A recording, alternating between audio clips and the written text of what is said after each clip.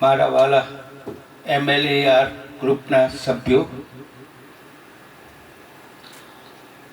આપ આજે ટાઈમ કાઢીને જે મારી પત્ની સ્નેહલતા, જે ગયા વર્ષે શ્રાવણ સુદ 11, આજે શ્રાવણ સુદ 11ના દિવસે ઓફ થઈ ગઈ હતી, એટલે આપણે આ શ્રદ્ધાંજલિ રૂપે જે સંગીત શ્રદ્ધાંજલિ કહેવાય, અને જે મનસુખભાઈએ સરસ રીતે આયોજન કર્યું છે. હવે મારી 52 વર્ષના લગ્ન જીવનમાં મેં લવ મેરેજ કર્યા હતા. લવ મેરેજ નહોતા કર્યા, લાગણી મેરેજ કર્યા હતા. અમે લવ મેરેજ નહોતા કર્યા, અમે લાગણી મેરેજ કર્યા હતા.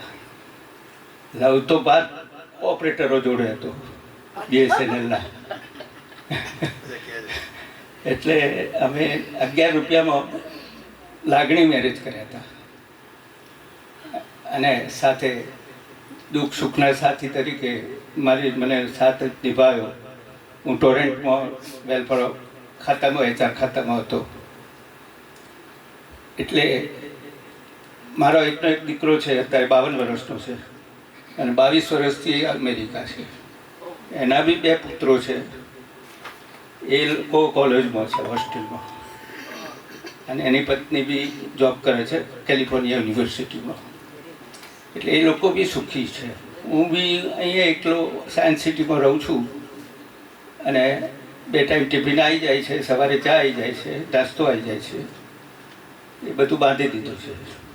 અને સંગીતમાં મારો ખોટી 12મો ચંદ્રમાં હતો. મને 2 મહિના પહેલાં સંગીત વિશે શું મને ખબર નથી, પણ મનસુખભાઈએ જે મારું આખું જીવન પલટી નાખ્યું. હા, અને મને અત્યારે બી ઘરમાં હોઉં તો મને કે ગાયનો જ ગાવાના, મેં મારી સિસ્ટમે વસાવી લીધી. અને મારા ઘરે બી પ્રોગ્રામ મેં કોઈ રાખે જ છે. 3-4 પ્રોગ્રામો કર્યા મારા ઘરે. એટલે એને સરસ રીતે સાથ નિભાવ્યો.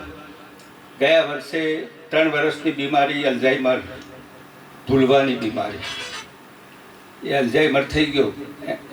એને 3 કેરટેકર, ફિઝિયોથેરાપિસ્ટ, મસાજિસ્ટ, 3 બધા રાખ્યા હતા. મેં રસોઈ કરનારા બેન, 4 બહેનો એની સેવા કરતા હતા 3 વર્ષ. પણ ઉપરવાળાનું એવું કહેવું કે એ આત્માને લઈ લીધું, કોઈ રીબાયા વગર હોસ્પિટલમાં દાખલ કર્યા. માણસોની આપણા કરતા ઉપર વધારે જરૂર હોય છે. ઘણી સારી, એટલે જે સારા હોય છે આપણે જ ખરાબ છીએ. આપણે સારા જ છીએ, પણ આપણો હજી ટાઈમ નથી આવ્યો. ટાઈમ આવશે એટલે આપણે જવાનું જ છે. જેટલા બી આપણે પરણિત છીએ કે એકલા છીએ, બધાએ વારાફરતી વારો જવાનું જ છે. સમય પૂરો થાય એટલે કોઈ રોકાતું નથી. અને પતિ પત્ની 2 જણા ક્યારેય એક સાથે ઉપર ગયા નથી, સિવાય કે આ પ્લેન ક્રેશ થયું એની અંદર જે ગયા હશે સાથે ગયા હશે, અથવા તો એવી રીતે કોઈ અકસ્માત રૂપે.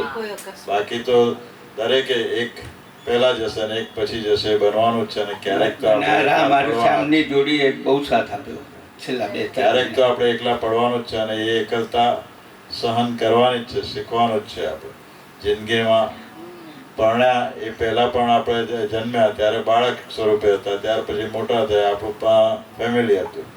એવી રીતે પત્ની ગઈ તો પણ બાળકો મુક્તિ ગઈ, બીજા બાળકોના બાળકો કદાચ હોય. એટલે ફેમિલી તો દરેક જગ્યાએ હોય જ છે. ફક્ત તમને જે અંગત લાગણી અને અંગત હોપ આપનાર વ્યક્તિ જાય છે, એટલે આપણને સૌથી વધારે અસર થાય.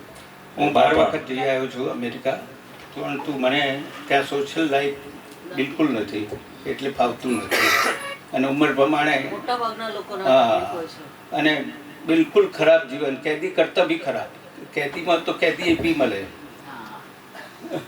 પણ ત્યાં તો કેદી ના મળે. કોઈ બસ ઘરનું કૂતરું હોય એ જીવન આપણને અને એ ફાવે નહીં. પણ એક ભાઈ, એક વાત કહું, મનસુખભાઈએ એટલા બધા લોકોને સંગીત તરફ વાળી અને કેટલા બધા ડિપ્રેશન્સમાંથી બહાર કાઢ્યા છે, એની સાક્ષી હું છું.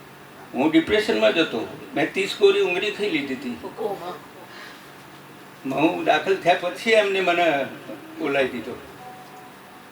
પણ એમના શબ્દો જે છે એ તમને એટલા સંસરો ઉતરી જશે કે તમને જીવવાનું ફરી મન મને થશે. પરમ દિવસે જ આરતીબેન 1 કલાક સરસ સલાહો આપી હતી.